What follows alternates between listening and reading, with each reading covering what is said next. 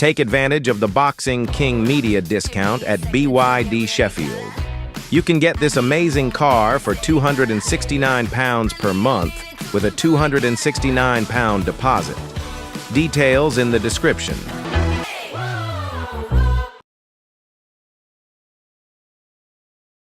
Boxing King Media, powered by the Riyadhs, and my good friend Mr. Ade Oladipo. It's been a while. You're a very hard man to catch these days, Ade. It's been a while, hasn't it? Yeah. To be fair, it's been a minute. My apologies.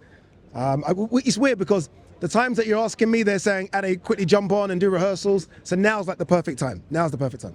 It is, man. We're going to jump straight into it. Let's just try and capture, just show people how amazing this setting and venue is. You've obviously seen a lot of Riyadh season, but this is pretty spectacular because we're right on bloody some sort of riverbank. Yeah, no, honestly, dude, like this, look, I know people like to say, oh, you're only saying this because you're working the event, but no, on a serious note, this is the best stage setting I think I've ever seen. Like, it's spectacular.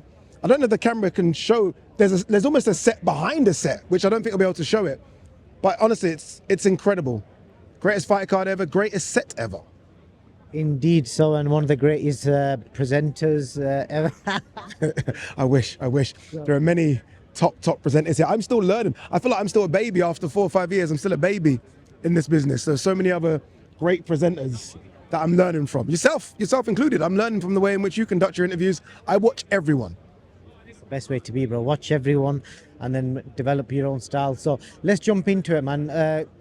By the way, do you know if Martin BAKOLE, is he going to be weighing in today or is he getting here in time? I'm hearing he's getting here at like 1 in the morning, which is just madness, honestly. Like, there surely has to be a cutoff. If you can't, what do you do? Wait, like, how does it even work? If you can't weigh in on the official weigh-in day, how does it work? So from what I've been told, because it's heavyweights, they don't have to have a weigh-in. Okay. The only thing that's got to get done is a medical, which you can get done on the day of a fight. It's like, when people fight journeyman on the day weigh-ins, that type of thing. So it'll be something like that. Okay, then let's have a guess about his weight. You saw the picture earlier, so you comment. I don't know if you was saying I shouldn't have. I was saying it's the worst photo of him you could possibly get, but that was from a week ago off his Instagram. Okay, jeez. Martin BAKOLE is around 330 pounds. There's no two ways about it. I mean, like, he weighed 299 for Carlos Takam, and that was with an 8-week fight camp. So him coming off the couch, and it is kind of off the couch.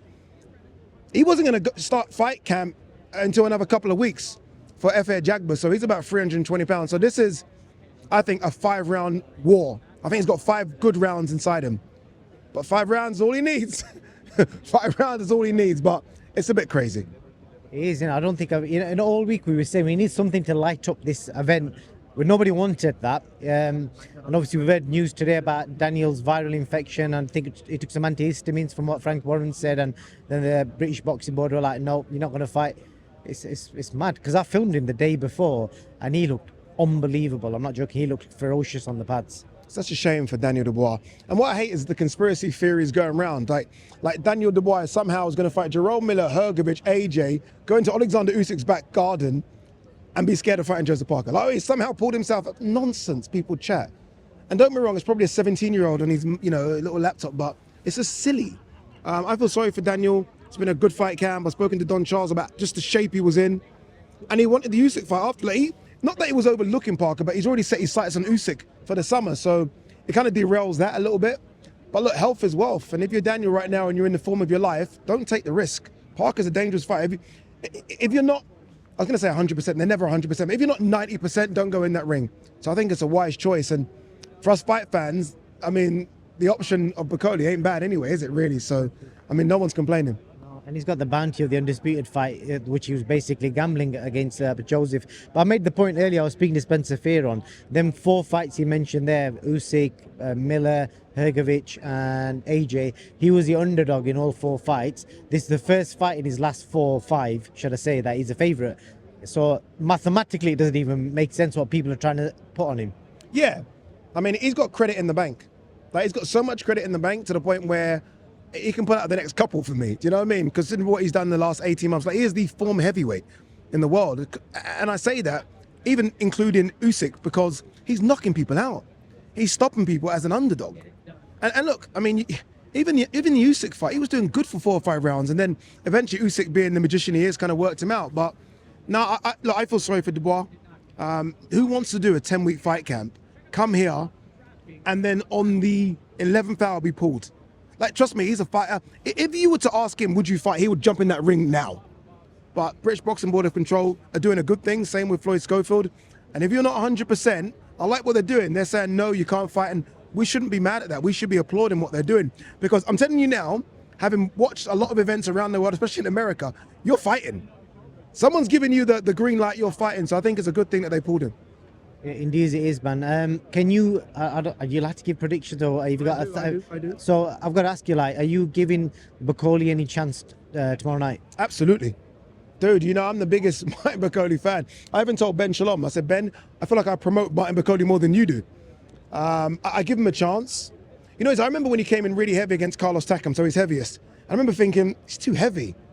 And he looks like he tapped Carlos Takam, and Carlos Takam started to go. And we know how tough Carlos Takam is, so I give him a great chance. I mean, if I'm Andy Lee and I'm Joseph Parker, I stick to the game plan and do not engage. If they engage with Martin BAKOLE, there's a problem. But if they stay on the outside, I think BAKOLE's legs will die and he'll be out of there 6 or 7 rounds maybe. But if Joseph Parker gets into that wheelhouse, BAKOLE could knock him out. BAKOLE could knock him out. And I know some people like to say I overhype BAKOLE, and maybe so, but that's a dangerous fighter. I hear all the sparring stories. I know what he does. He's dangerous, which is why I'm shocked they've taken it.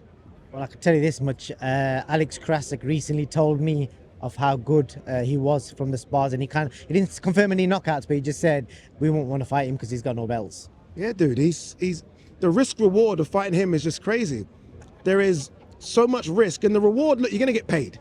But the reward, it's not like he's a superstar where like AJ Dubois, so you beat AJ, you kind of get all his fan base and his power. You beat BAKOLE, you don't really get much reward from it. There's no belts on the line. So look, credit to Joseph Parker. Many people would have either said, I'm not fighting, or would have taken a journeyman type, kind of weathered former champion or something. He's literally gone for the next biggest name down.